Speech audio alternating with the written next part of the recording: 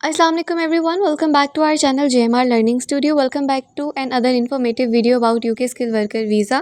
आज की हमारी वीडियो में हम डिस्कस करेंगे एक रिफ्यूज़ल लेटर जो कि रिसेंटली एक कैंडिडेट का इंटरव्यू हुआ था फॉर पेस्ट्री शेफ़ और अनफॉर्चुनेटली उनका वीज़ा रिफ्यूज़ हो गया। तो वही जो क्वेश्चंस हैं जिनकी वजह से वीज़ा रिफ्यूज़ हुआ तो वो डिस्कस करेंगे आज हम अपनी इस वीडियो में। लेकिन उससे पहले अगर आपने हमारा channel JMR learning studio subscribe नहीं किया then please subscribe to our channel and also press the bell icon for latest updates. हमारे चैनल पर ऑलरेडी बहुत सारी इन्फॉर्मेटिव कोर्सेज अपलोडेड हैं, so please don't forget to visit our channel for that and also let us know in the comment section if you like the video, क्योंकि हमारी videos 100% आपकी guidance के लिए होती हैं, आपकी डिमांड पर बनाई जाती हैं।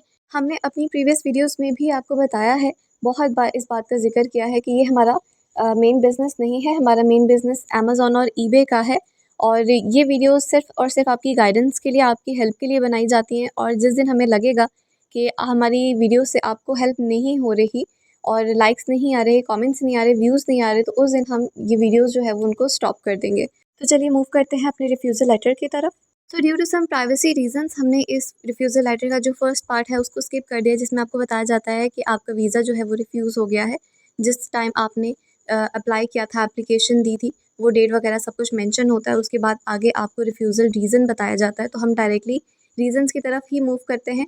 तो फर्स्ट क्वेश्चन जो उनसे किया गया था जिसकी वजह से रिफ्यूज़ल आया है, वो क्वेश्चन है, do you know how many other chefs are employed by your sponsor at the premises you will work at. कि आपके स्पॉन्सर ने और कितने शेफ्स को जो है हायर किया हुआ है, एम्प्लॉयड हैं ऑलरेडी वहाँ पर। तो उनके बारे में पूछा गया था जिसका सही तरह से जवाब नहीं दिया गया। And the next question was describe your process when following a recipe.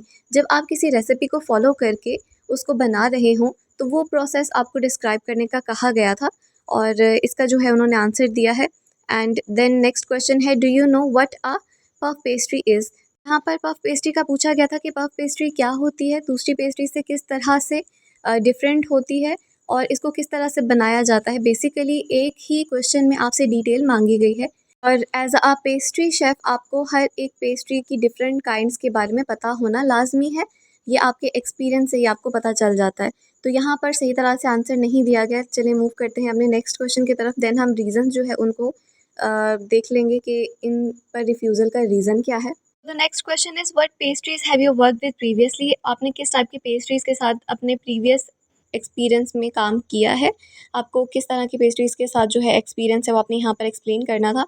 And after that आपसे पूछा गया है, when would you use puff pastry. Puff pastry को कब यूज़ किया जाता है। एंड आफ्टर दैट पूछा जाता है आपसे, what is short crust pastry. Short crust pastry कौन सी होती है and when would you use it, और इसको कब यूज़ किया जाता है। एंड आफ्टर दैट आपसे क्वेश्चन किया गया था that what tools are use to decorate pastries and desserts. Desserts और पेस्ट्रीज़ को डेकोरेट करने के लिए कौन सी टूल्स को यूज़ किया जाता है, उन टूल्स का नाम पूछा जा रहा है। And the next question is, what is Salmonella. Salmonella क्या होता है, ये चीज़ आपने एक्सप्लेन करनी थी कि ये बेसिकली चीज़ क्या है, इस वर्ड को आप किस तरह से एक्सप्लेन करेंगे। एंड नेक्स्ट है, please give me some examples of safety hazards in a kitchen.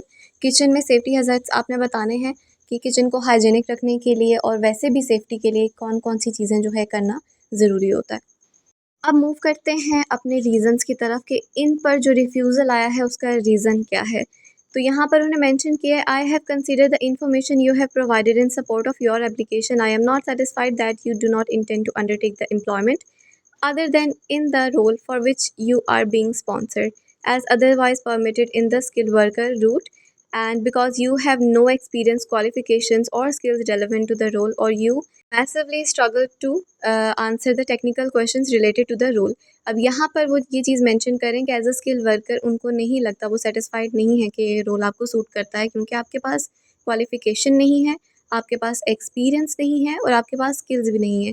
क्योंकि टेक्निकल क्वेश्चन के जो आंसर्स दिए गए हैं वो बिल्कुल भी ऐसे आंसर्स नहीं थे कि कोई एक्सपीरियंस बंदा जो है उसको इस तरह से एक्सप्लेन करे। And also they have added, I have also considered your application under the role which states the decision maker must not have reasonable grounds to believe the job the application is being sponsor to do has been created mainly so the applicant can apply for entry clearance or permission to stay at interview you stated।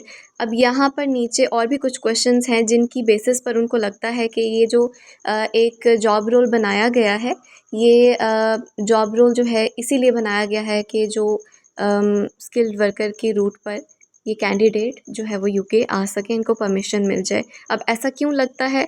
ऐसा इनको इसलिए लगता है क्योंकि जो इन्होंने नीचे अब हम जिन क्वेश्चंस को डिस्कस करेंगे उसमें जो उन्होंने आंसर दिए हैं उनकी बेसिस पर। The question is how did you find out about this job in the UK. यहाँ पर जब कैंडिडेट आंसर दे रहे थे तो जो एम्प्लॉयर हैं उन्होंने कुछ और भी क्वेश्चंस किए थे उनसे, और इसी में उन्होंने ये क्वेश्चन भी पूछा था, did they create this job for you, क्या ये जॉब रोल जो है आपके लिए क्रिएट किया गया है? And he said yes. और यहाँ पर जो है उन्होंने यस का आंसर दिया है, इसकी वजह से उन्होंने ये चीज़ भी रिफ्यूज़ल में उन्होंने ये चीज़ एक्सप्लेन की है। और इसके बाद उनसे एक और भी क्वेश्चन किया गया था, that how did you apply for the job, कि आपको आपने जॉब के लिए कैसे अप्लाई किया, और उसका भी जो है उन्होंने आंसर दिया है। और इस चीज़ को उन्होंने नीचे एक्सप्लेन भी किया है, that during the interview you were directly asked did your sponsor create this job for you, and so your sponsor just gave you the job. और इन बोथ क्वेश्चंस का जो है आपने आंसर यस में दिया था, जो कैंडिडेट है उन्होंने आंसर यस में दिया था कि उनके लिए जॉब जो है वो खुद से क्रिएट की गई। Therefore, I am not satisfied beyond reasonable doubt that this job was created so that you could apply for entry clearance, and I therefore refuse your application under the section of the immigration rules। अब immigration rules के accordingly आपका जो visa है उसको refuse कर दिया गया है। और यहाँ पर उन्होंने नेक्स्ट स्टेप सेक्शन में भी मेंशन किया है कि you have 28 days from the date on which you received this decision to apply for administrative review। You may only apply for administrative review if you think there has been a case working error। अब case आप यहाँ पर administrative review के लिए भी apply कर सकते हैं, और एडमिनिस्ट्रेटिव रिव्यू के लिए आप जब आपको रिफ्यूज़ल लेटर आ जाता है उसके 28 डेज़ का टाइम होता है, उसके बाद 28 डेज़ में आप एडमिनिस्ट्रेटिव रिव्यू के लिए अप्लाई कर सकते हैं। और ये सिर्फ इसी सूरत में अप्लाई कर सकते हैं अगर आपको लगता है कि केस वर्कर की तरफ से कोई एरर आया है। और ये था आज का हमारा रिफ्यूज़ल लेटर जो कि हमने शेयर किया है आपके साथ।